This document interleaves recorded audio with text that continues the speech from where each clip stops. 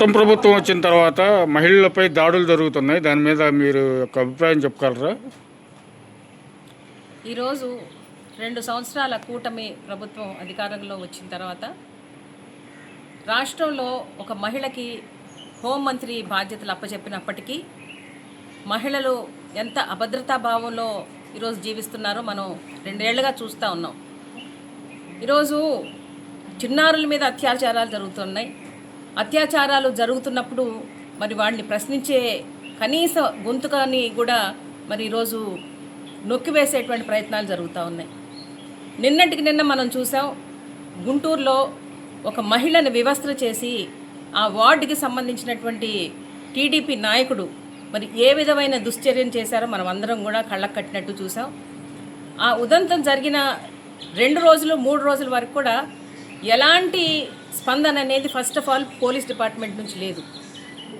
ఆ సంఘటన జరిగినటువంటి విషయాన్ని సీసీ కెమెరాలో రికార్డ్ అయినటువంటి విషయం వైరల్ అయిన తర్వాత మాత్రమే ఈరోజు కొంత కదలిక కోసం ఒక కంటి తుడుపు చర్యగా వారి మీద కొంత యాక్షన్ చేయడానికి మొదలుపెట్టినట్టు కనపడుతుంది. కానీ ఇది ఎంత దూరం నిజంగా వారి మీద చట్టపరమైన యాక్షన్ తీసుకుంటారో చూడాల్సిన అవసరం ఉంది. ఎందుకంటే అక్కడ ఉన్నటువంటి గౌరవ ఎమ్మెల్యే గారు కూడా అక్కడ ఉన్నటువంటి ఇష్యూని ప్రస్తావించినప్పుడు ముద్దాయిని గురించి ప్రస్తావించకుండా అక్కడ కొంతమంది హిజ్రాలు చేరారు. ఆ హిజ్రాలంతా కూడా ఈ కార్యక్రమాన్ని దాష్టికాన్ని చేసినట్టు మాట్లాడారే కానీ నిర్దిష్టంగా అక్కడ ఎవరైతే మల్లెల మూర్తి అనే వ్యక్తి ఈ దుశ్చర్యకు పాల్పడ్డారో ఈ నేపథ్యం అంతా కూడా అందరికీ తెలిసినటువంటి విషయమే.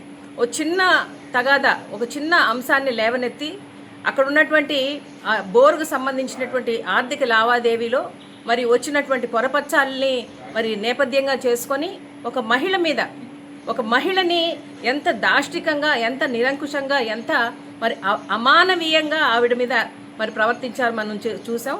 మరి ఆమె మీద ఉన్నటువంటి పూర్తిగా వివస్త్రం చేసి ఏ విధంగా మరి సభ్య సమాజం తలదించుకునేటువంటి పరిస్థితిని ఈరోజు అక్కడ కల్పించబడిందంటే మరి అక్కడ ఉన్నటువంటి ఆ నాయకుడికి ఆ ధైర్యం ఎక్కడి నుంచి వచ్చిందంటారు?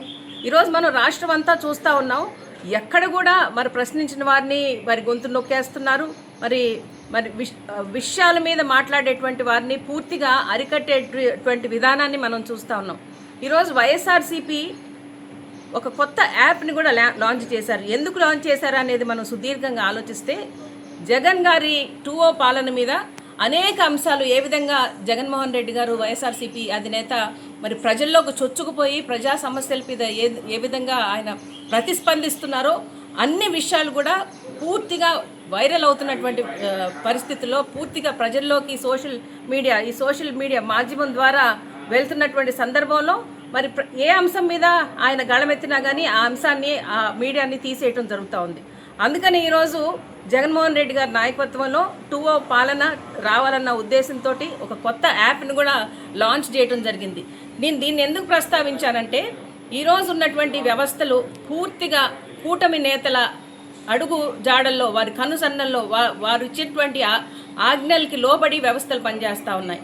న్యాయానికి పోయిన ఎవరికి కూడా న్యాయం నిర్బంధంగా అందుతుందా లేదో ఈరోజు ఆలోచించాల్సినటువంటి విషయం. నిజంగా ఈరోజు ఒక అన్యాయమైనటువంటి వ్యక్తి పోలీస్ స్టేషన్కి వెళ్ళి న్యాయపరంగా చట్టపరంగా వారి మీద మరి ఎవరైతే వీరి మీద చర్యకు పాల్పడ్డారో వారి మీద యాక్షన్ తీసుకోమంటే తీసుకునేటువంటి పరిస్థితి లేదు.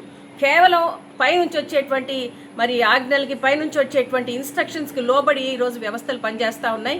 మరి ఈ పరిస్థితుల్లో మహిళలు ముఖ్యంగా మనం నిన్నటి అంశం గురించి ఇప్పుడు గుంటూరు విషయం మాట్లాడితే ఈరోజు మనం మళ్ళొక విషయం గురించి వింటా ఉన్నాం. కడప ఎమ్మెల్యే మాధవిరెడ్డి గారి అనుచరుడు ఈరోజు ఒక చిన్న వివాదం మీద మరి ఒక మహిళ మీద ఆమె బ్లౌజ్ని, ఆమె జాకెట్ని కూడా చింపినటువంటి పరిస్థితి మనం చూస్తూ ఉన్నాం. ఈ 2 సందర్భాల్ని, ఈ 2 ఉదంతాలను ఉటంకిస్తూ అట్లాగే నిన్నవన్న మనం చూసాం, చిన్న బిడ్డ ఒక పామాయిల్ తోటలో తప్పిపోయింది. ఆ బిడ్డ కోసం వెతుకుతూ ఉన్నారంట. దానికి కూడా నిష్ఫలం. ఈ రోజు వరకు కూడా ఆ పాప ట్రేస్ అవ్వలేదు. మరి ఏ విధంగా ఈరోజు మహిళలు భద్రత, ఒక సెక్యూరిటీ ఫీలింగ్లో, ఒక కాన్ఫిడెంట్గా ఈరోజు మహిళలు బ్రతుకుతున్నారు అనే దాన్ని ఒక పెద్ద ప్రశ్నగానే ఈ రాష్ట్రంలో మిగిలిపోయింది.